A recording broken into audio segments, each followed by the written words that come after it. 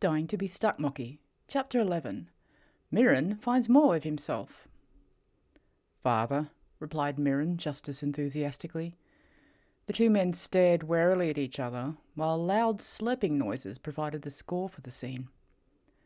"May we enter?" Mirrin eventually asked. The other man lifted his gaze to the Stuckmocky, who stopped munching long enough to give a cheery grin, then returned to dripping melon juice down its front. "I don't know what your mother would say about me allowing a savage beast into the house." "Oh, that's all right, it's not savage," chipped in Vira reassuringly. "Ravenous, but not ravaging."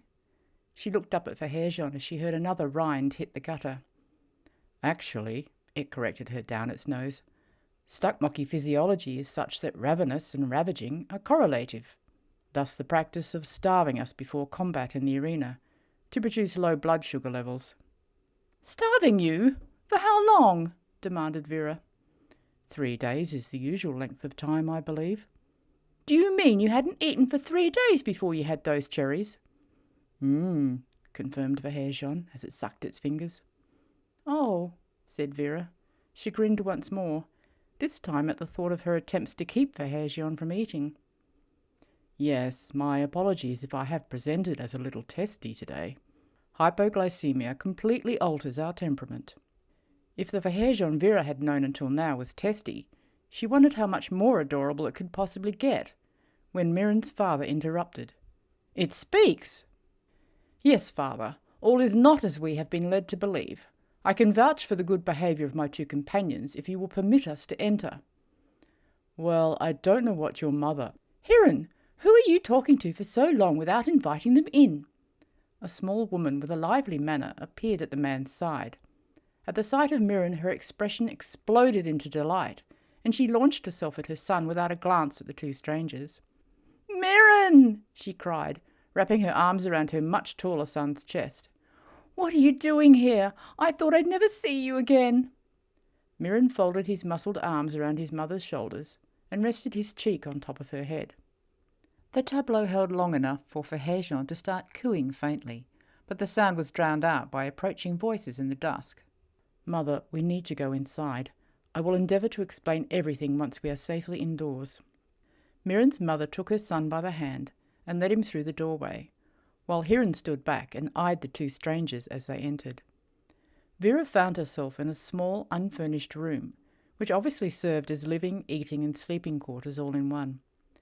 Mirrin's mother absently gestured at the worn, padded mat along one wall, and Vira understood she was to sit there.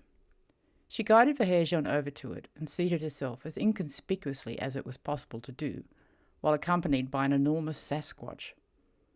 Mirrin took up a contrary position on the mattress against the opposite wall. For the first time since arriving in this impossible universe, Vira didn't feel embarrassed by her once prize-winning costume, now stained with rotten fish and cherries. All around her were the signs of grinding long-term poverty, from the decrepit window shutter hanging off its hinges to the 2 heavily chipped plates stacked on the floor next to the water jug with the missing handle. She tried not to notice these indications of Mirrin's origins, as it felt like intruding on his privacy, but it was hard to look anywhere else with Mirrin staring so relentlessly at the 2 strangers in his home. She settled for taking Fahyrjeon's uncombed hand into her lap and getting to work on it, but there was no way she could avoid hearing every word spoken in the room. "Mother, I bring nothing but shame with me to our home. I wish it were otherwise, but my fate today was unavoidable." Vira didn't need to look up to know that Mirrin was glowering at the console next to her on the mat. "What shame? What fate? Mirrin, how is it you're away from the ludus?" "Mother, you would fail to believe me if I told you the full story. I have been under the influence of magic, and I have not been myself." "Magic? How is that possible?" "This I do not know, but I have felt its unmistakable force, and because of it, and for no other reason, I have brought shame upon our family with my failure in the arena. So now I must go into hiding." "I'll bet it was him, wasn't it?"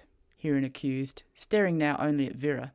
"He seems like the spawn of magicians." Without looking up, Vira replied, "Mathematicians, actually." "See? What did I tell you?"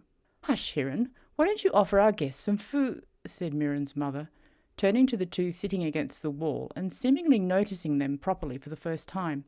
She started a little as she took in that there was a Stuckmocky sitting in her living room. Vira had the impression that if Fahyrjeon had been wearing a hat, it would have tipped it politely as it smiled back and said, "Oh, that's very kind of you, thank you, but I've already eaten." "It speaks!" "Yes, mother," sighed Mirrin. She turned again to Mirrin, tilted her head back to look up into his face, and began lecturing him as though he were 10 years old. "When we sold you to the ludus, Mirrin, it was clearly understood that it was for life. You can't just change your mind now and pursue your theatrical dreams." "It was never in my mind to become a gladiator, mother. It was your idea." "Yes, and what a wonderful idea it was too. How successful you've become." She beamed proudly at him. "Did you know they call you Fearless Fighter?" "Yes, mother," he sighed again. As much as Vira wanted to hear more about Mirren's theatrical ambitions, and their possible connection to his recent attack of irony, her attention was drawn to the sound of chanting children's voices drifting in from outside. Everyone in the room seemed to notice them at the same time and paused to listen, silenced by the jeering tone only children can wield. "Mirrin, Mirrin, no blood he's spillin'. He leaves the fight, he fights and leaves. His sword is limp and never cleaves." "Oh, now that's a much better rhyme for cleave, isn't it?" admired Fahyrjeon. Vira tugged the fur on the back of its wrist, and it fell silent again. Mirrin leapt to his feet and flung open the door. "Clear off!" he truculently yelled at the crowd of urchins. He disappeared out the door, loudly chasing the laughing and jeering children down the darkening street. "Well, that will keep your father busy for a little while. Perhaps I could prepare something to eat while he's out." Mirren's mother turned to a little covered basket on the floor, next to where the 2 chipped plates normally were, but instead found the plates were now sitting side by side in the middle of the room.